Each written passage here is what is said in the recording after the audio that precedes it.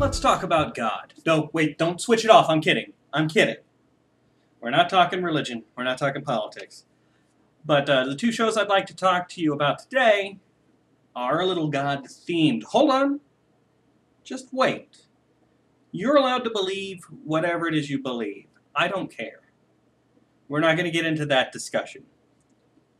But for the purposes of today's two shows, God definitely exists in this universe. The first one I'd like to talk to you about is Joan of Arcadia, which has got to seem like a weird recommendation coming from me, because I'm a straight guy. But Joan of Arcadia was actually really impressive when it was on. It only lasted for 2 seasons. Joan Girardi? Sign here. Oh, I never get anything in the mail. You owe $6.50. Mom? Uh-huh. You got $12 in your pocket you were going to use to buy a frappuccino and a muffin when you skipped history class after lunch, which, by the way, do not do that. Oh, God. You are just a 3-ring circus, aren't you? Okay. Price went up.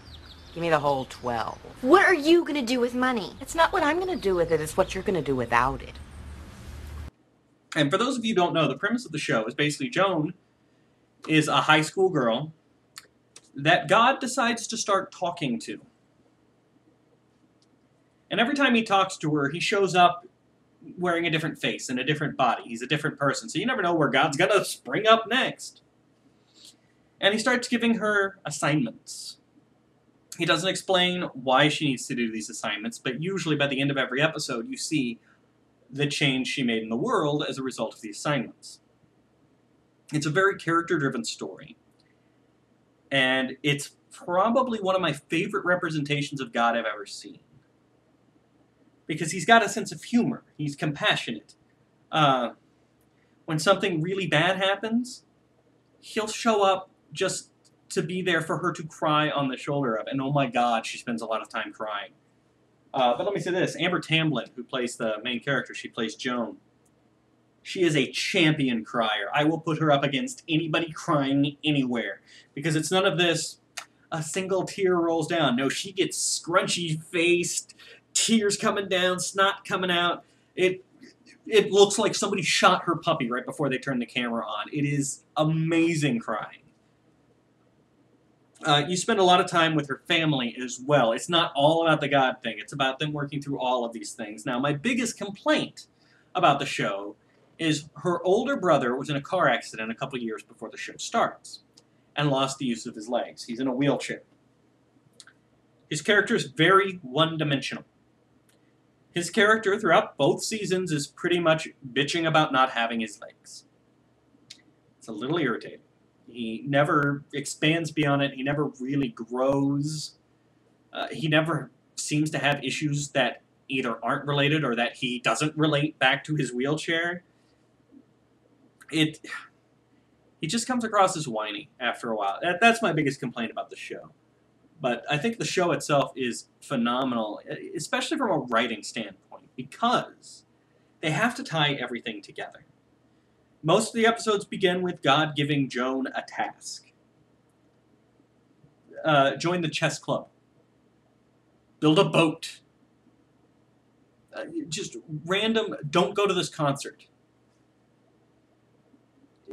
Seemingly random things. Ask, here's where we go. We'll give you this example, because I think this was a very powerful episode. Take this guy to the prom. The guy in question is a bully, beating up one of Joan's best friends. He's always in trouble. He's always getting expelled. And God assigned Joan to take him to a dance. Well, Joan doesn't want to.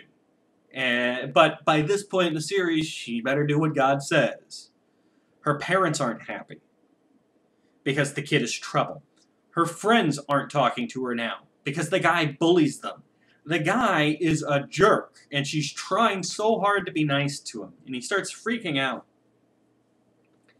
Anyway, the dance is a complete disaster, because everybody's expecting the kid to act up, and even though he's trying so hard to be on his best behavior, he screws up. And essentially ends up kidnapping Joan, whose dad is the chief of police. He tracks the kid down to the kid's private shooting range. Now, he's not threatening Joan. But, you know, Dad sees the gun in his hand. Dad freaks out. Kid ends up getting arrested. The whole time, Joan is trying to fight for him, to fight for whatever goodness is in him. But, of course, the parents aren't going to listen to this 16-year-old girl who's done a lot of weird stuff, right? When she sees God at the end of the episode, she asks, what was all that about? What did we solve? We didn't do anything good. You know, it ended horribly. And God starts pointing to classmates.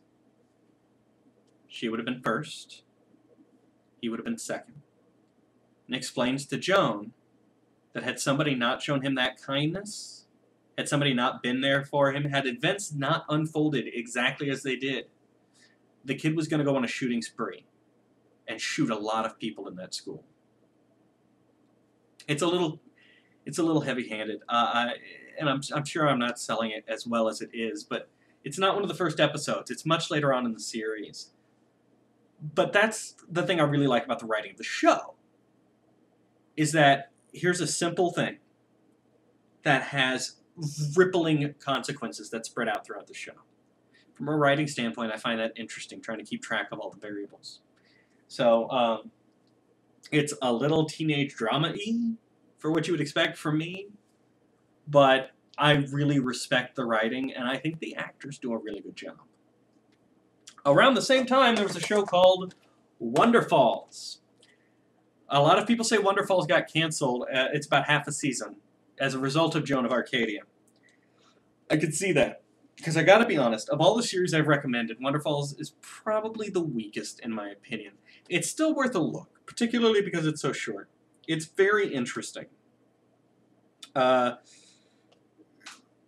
dropout working at a gift shop in Niagara, near Niagara Falls, starts getting strange messages. Now, it's never firmly established that it's from God, but that's the safest assumption. Objects start talking to her, and only her. But they're not carrying on conversations. They say a phrase. And that's it. I think in the first episode, one of the phrases, see a penny, pick it up. And that's all the thing will say. And she has to figure out what that means. What am I supposed to do? What effects is that going to have? So in that way, it's a lot more interesting because you don't really know what's going on. You got to figure it out as you go and then see the pieces connected, like in Joan, where the pieces all fall together at the end. This one, it's harder to connect the pieces. He ordered a wife from Russia. You bought a woman? She's my fiancée.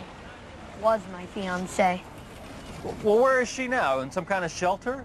She's singing Russian folk ballads at the High and Dry trailer park. He was planning on locking her away in the woods where nobody would know about her or hear her scream. What were you going to do with her, Peter? Protect her! But I don't really like the supporting characters as much. They don't do much for me. It's still interesting, just from the concept alone. It's worth a look.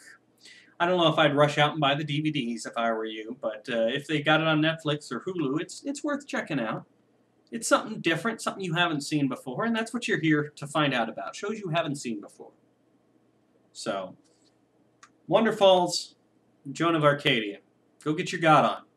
Again, what you believe is your own business. I'm just trying to be funny. I think I'm funny. I'm usually wrong about that. Have a good one.